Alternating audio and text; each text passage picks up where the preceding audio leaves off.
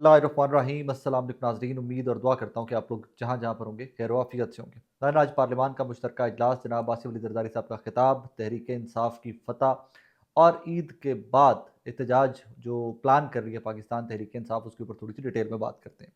बहरहाल, आज पार्लियामान का इजलास था, पार्लियामान का मुश्तरका इजलास था। सदर आसिफ अली ज़रदारी खिताब कर रहे थे। खिताब करते हुए आपने मैंने हम सब ने विटनेस किया कि पाकिस्तान तहरीक इंसाफ के MNAs ने बहुत एहतजाज किया, बहुत हंगामा हुआ पार्लियामान के अंदर। जरदारी साहब कंटिन्यू रखे रहे, उन्होंने एक तरीकाकार है कि अपोजिशन एहतजाज करती भी रहे तो जो खिताब करना होता है उनको वो कानों में लगा के टूटियाँ शूटियाँ वो मुकम्मल कर देते हैं हुकूमती अहदेदारान या सदर जो है उन्होंने, और वही आज हुआ।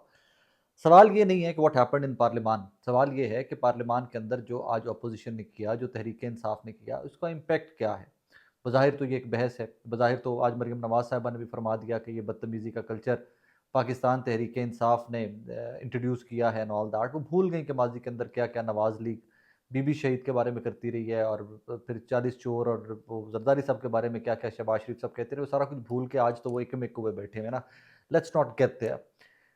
इम्पैक्ट क्या होगा इस एहतजाज का। तो अब पार्लियामान का जब मुश्तरका इजलास होता है तो सुफरा बैठे हुए हैं राइट लेफ्ट के ऊपर, वो तमाम दूसरे ममालिक के लोग बैठे हुए हैं जो यहाँ पर अपने अपने मुल्क को रिप्रेजेंट कर रहे होते हैं। उनके सामने जब अंग्रेजी में लिखे हुए पंफलेट के ऊपर एहतजाज के वो प्ले कार्ड सारे जब लहराए जा रहे थे तो पूरी दुनिया को पैगाम दिया जा रहा था कि पाकिस्तान के अंदर क्या क्या हो रहा है। और जिस कदर एहतजाज हुआ है, जिस कदर इमरान खान जिंदाबाद के, इमरान खान साहब की फ़ोटोज़, इमरान खान साहब के नारे लगे हैं। मज़े की बात ये है कि जहाँ पर इमरान खान साहब की फ़ोटोज़ आती थी वहाँ से कैमरे वो स्विच मारते थे, कैमरा चेंज होता था वहाँ से। लेकिन अब आवाज़ को तो म्यूट नहीं किया जा सकता था, आवाज़ म्यूट करते थे फिर ज़रदारी साहब की आवाज़ भी म्यूट होती। लिहाजा वो ज़रदारी साहब की तकरीर के साथ साथ इमरान खान साहब और ज़रदारी साहब के ऊपर वो तनकीद, मिस्टर 10%, चोर चोर और वो तमाम तर नारे आज पार्लियामान के अंदर लगते रहे। यहाँ पर इमरान खान साहब की सियासी जमात इस हद तक जीती है आज। मेरे नज़दीक आज जो उन्होंने एहतजाज किया है, जिस तरह उन्होंने तकरीर किसी को भी पुरसकून तरीके से नहीं करने दी और किसी को समझ नहीं आई। वहाँ पर जो सहाफ़ी मौजूद थे, वो भी कह रहे थे कि यार कोई समझ नहीं आई कि तकरीर के अंदर क्या हुआ है, क्योंकि शोर इतना ज़्यादा था आज पार्लियामान के अंदर। और मैं क्यों नहीं था, ये भी आपको अर्ज़ कर दूँ कि आज बहुत सख्ती थी। हर इदारे के 2-2 रिपोर्टर जो रेगुलर बीट करते हैं, उनके लिए सिर्फ़ सख्ती से अहकामात थे कि सिर्फ़ वो आ जाएँगे, वो जो हमारे विज़िटिंग बनते हैं, कार्ड्स बनते हैं विज़िट के लिए पर डे के हिसाब से या पर सेशन के हिसाब से, वो भी कैंसल कर दिए गए थे बहुत सारे लोगों के। तो सिर्फ़ वो जो रिपोर्टर 2-2 थे, एक-एक अखबार का या एक-एक टीवी का, वही लोग वहाँ पर गए हुए थे। दैट इज़ द रीज़न मैं खुद से कवर नहीं कर सका। लेकिन आज के दिन के अंदर इमरान खान की गूंज पार्लियामान के अंदर भी गूंजी है, और इमरान खान का नाम पाकिस्तान से बाहर उन तमाम सफारत खानों में भी गूंजेगा जिनके सफरा वहाँ पर मौजूद थे, जिनके सफ़ीर आज वहाँ पर मौजूद थे। और वहाँ पर जो पाकिस्तान तहरीक इंसाफ के MNAs ने एहतजाज रजिस्टर किया करवाया है, रिकॉर्ड करवाया है, वो एहतजाज रजिस्टर भी हुआ है, रिकॉर्ड भी हुआ है, और उसकी गूंज भी सुनाई दे रही है इस्लामाबाद के अंदर। मेरे नज़दीक आज के जॉइंट सेशन से जो बाजी थी वो हुकूमत के नहीं पल्ले गई, वो बाजी आज की अपोजिशन जीत गई है, तहरीक इंसाफ जीत गई है। एक दो और हैपनिंग्स है वहाँ पे, कुछ रिपोर्टर्स रिपोर्ट कर रहे थे, आई सॉ दैट कि वहाँ पर कुछ अदब आदाब का ख्याल रखे बगैर भी होता है ना कि जब कोई सदर तकरीर कर रहे हों तो तमाम लोग सुनते हैं। तो वहाँ पर PMLN की बहुत सारी खवातीन भी मरीम नवाज साहिबा से जाकर मुलाकातें एट दैट टाइम कर रही थी, और एक जगह पे ये भी कि रिपोर्ट हुआ है कि बहुत सारे MNAs जो हैं पीपल्स पार्टी के PMLN के, वो अपने अपने मोबाइल फ़ोन इस्तेमाल कर रहे थे। तो इस किस्म की कुछ चीज़ें भी रिपोर्ट हुई हैं। अब पता नहीं उनके खिलाफ एक्शन लेते हैं इन डेज़ टू कम या क्या करते हैं क्या नहीं।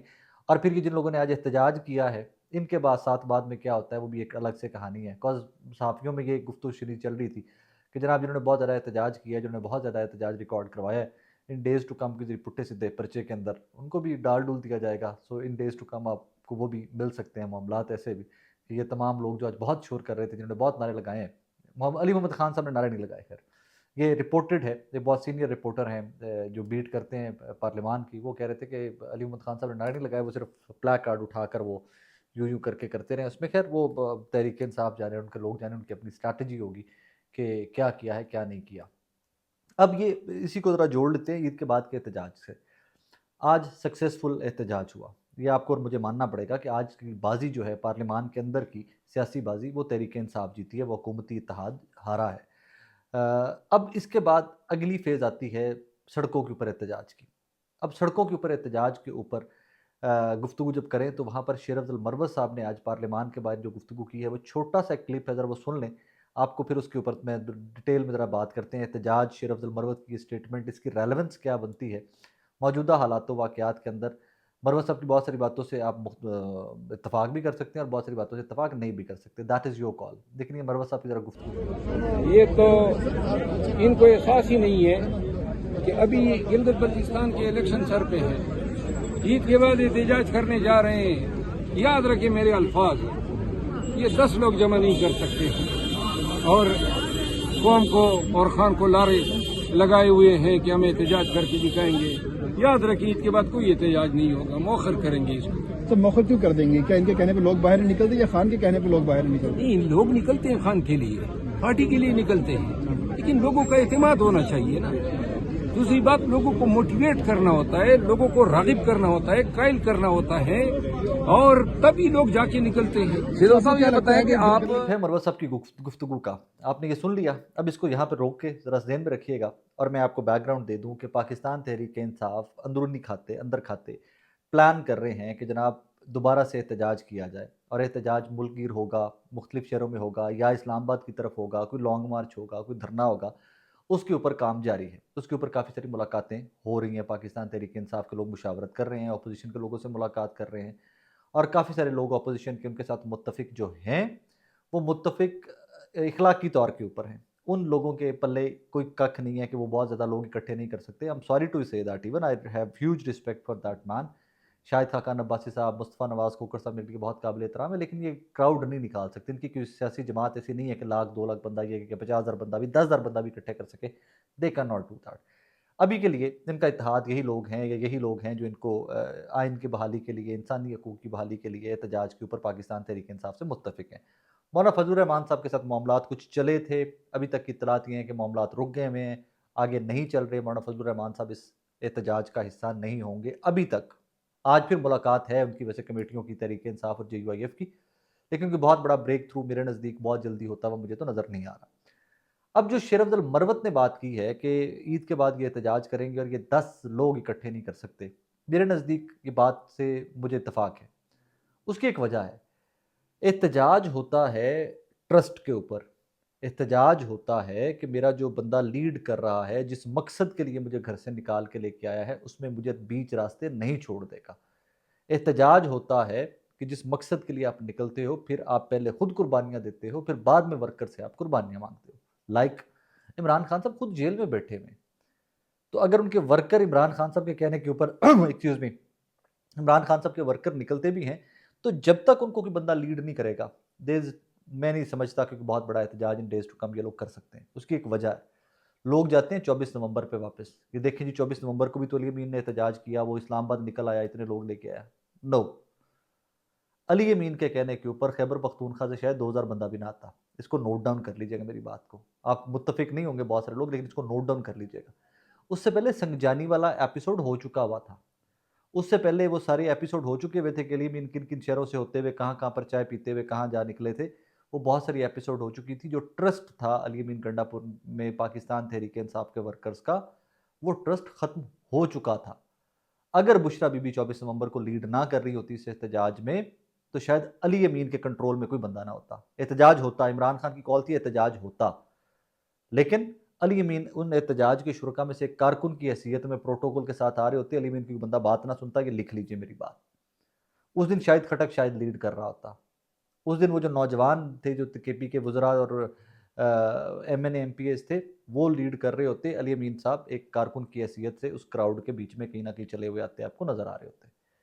अब यहाँ पर रुकें, तो क्या बैरिस्टर गौहर एहतजाज लीड करेंगे? क्या असद कैसर एहतजाज लीड करेंगे, जो माजी के एहतजाज में आपको कहीं पर नज़र भी नहीं आए? आपको 24 नवंबर वाले एहतजाज में ये सारे जो बहुत बड़े बड़े नामवर लोग हैं पाकिस्तान तहरीक इंसाफ के आज के, क्या ये आपको कहीं पर नज़र आए थे? तो जवाब है नहीं। लिहाजा वो एतमाद का फुकतान या बिट्रेल जो है पाकिस्तान तहरीक इंसाफ 24 से 26 नवंबर को जो हुआ, तहरीक इंसाफ का वर्कर बिट्रेड फील करता है। आप बात कर लीजिए, हम तो जाते हैं अदालतों में, पेशियों पे जाते हैं, जब ये लोग आते हैं, जब पेश किया जाता है जो भी 24-26 नवंबर के गिरफ्तार लोग थे काफ़ी सारे, तो वो बिट्रेड फील करते हैं। इनमें से किसी बंदे के ऊपर उनको एतमाद नहीं है। अगर असद कैसर ने करना है, अली अमीन गंडापुर ने करना है, अगर बैरिस्टर गौर ने करना है, सलमान अकरम राजा ने करना है, शेख वकास अकरम ने करना है, खोसा साहब ने करना है, हामिद खान साहब ने करना है, अगर इन लोगों ने एहतजाज लीड करना है, तो समझ लो कि 10 बंदे भी नहीं इकट्ठे होने में मुत्तफिक हैं शेर अफजल मरवत की गल नाल। अब ट्विस्ट क्या आ सकता है, चेंज क्या आ सकता है? अगर किसी भी तहरीक इंसाफ ने बड़े एहतजाज को सक्सेसफुल करना है, एक शर्त है, और शर्त बड़ी सादा सी है। पहले बुशरा बीबी लीड कर रही थी, she is behind the bars now, she is in the jail, वो जेल की सलाखों के पीछे हैं। तो अब ये एहतजाज कौन लीड करे कि तहरीक इंसाफ का वर्कर फिर से घर से एक दफ़ा निकल सकता है इन तमाम तर जब्र, तमाम तर फस्तायत, तमाम तर जुल्म और बर्बरियत के बावजूद, तमाम तर गिरफ्तारियों, तमाम तर लंबी चौड़ी जेलें, अभी भी लोग जेलों में पड़े हुए हैं। 24 और 26 नवंबर, 9 मई वाले भी कुछ हैं, 24 और 26 नवंबर वाले भी अभी तक लोग जेलों के अंदर हैं। इसके बावजूद पाकिस्तान तहरीक इंसाफ का एहतजाज कामयाब सिर्फ एक शर्त के ऊपर हो सकता है कि इमरान खान साहब की हमशीरा अलीमा खान साहिबा इस एहतजाज को लीड करें। लिख लीजिए मेरी बात, अलीमा खान साहबा एहतजाज को लीड कर रही हों, लोग निकलेंगे भी, और ये फिर वो जो जिनके ऊपर कॉम्प्रोमाइज़ का ठप्पा लग गया हुआ है ना, ये सब लोग इर्रेलेवेंट हो जाएंगे ना। Ali Amin is irrelevant when it comes to protest. एहतजाज के लिए मेरे नज़दीक अली मीन पिछली परफॉर्मेंस के बाद इर्रेलेवेंट हो चुके हैं। असद कैसर इर्रेलेवेंट हो चुके हैं, वो कभी भी न आपको फ्रंट पे नज़र नहीं आए। बैरिस्टर गौहर के ऊपर कितने मुकदमात हैं, बैरिस्टर गौहर ने कौन सा एहतजाज ऐसा बड़ा सियासी किया है? हाँ, ये पार्लियामान के अंदर की हद तक ये लोग ठीक हैं, मौसर हैं, मैं आज मान रहा हूँ, ये बिल्कुल आपके सामने मान रहा हूँ कि मौसर थे।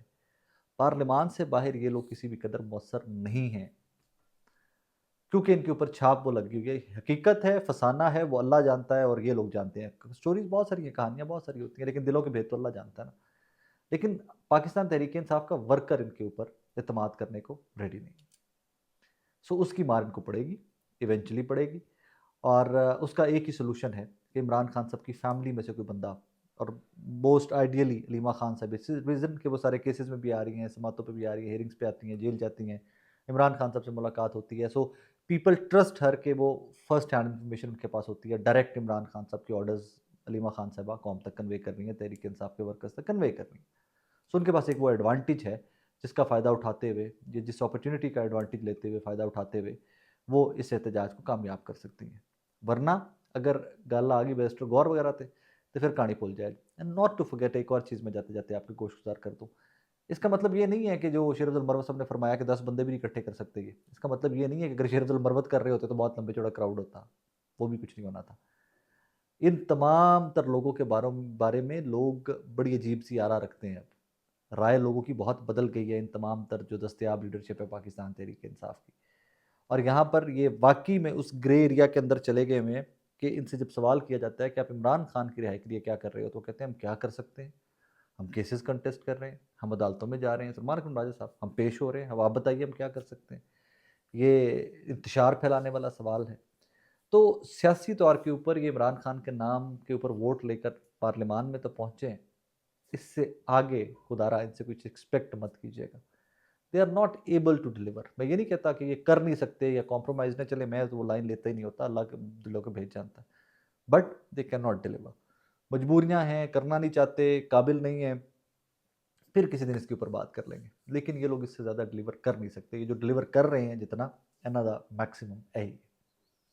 अपना बहुत सारा ख्याल रखिएगा, दुआ में याद रखिएगा। अल्लाह हाफिज़।